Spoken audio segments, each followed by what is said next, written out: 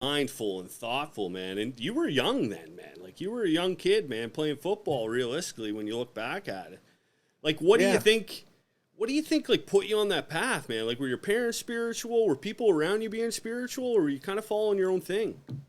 Yeah, I grew up my dad's a preacher. My dad's mom is a preacher. My mom's mom is a preacher. So I grew up like going to church 5 times a day. And so it was like it's just part of the foundation of who I am.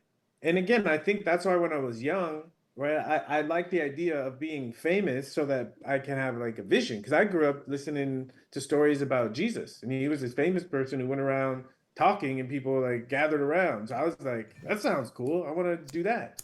But the only way I saw I could do that was being really good at football. And then, like I said, I got to be a good football player. No one cared, but no one cared what I had to say. They just cared that I was scoring touchdowns, and I was like, that doesn't really work for me. It's a weird thing, right? Because I mean, you guys, especially being the running back, I mean, you're basically a racehorse, man. They run you until Yeah, you're done, and then you're yeah, getting sold off to something else, and you have nothing else you're really good for, man. Which is yeah. pretty scary for these players, man. I think it's crazy because I'm a hockey player from Canada, but football is the only sport that I watch on a religious basis. And you guys are monsters out there, man. I mean, the amount of times you got up and down. I mean, cannabis Yeah, obviously played a role in that, right? Like, were you using of it course. medicinally then as well, or was it more just this mindful treat to kind of get away?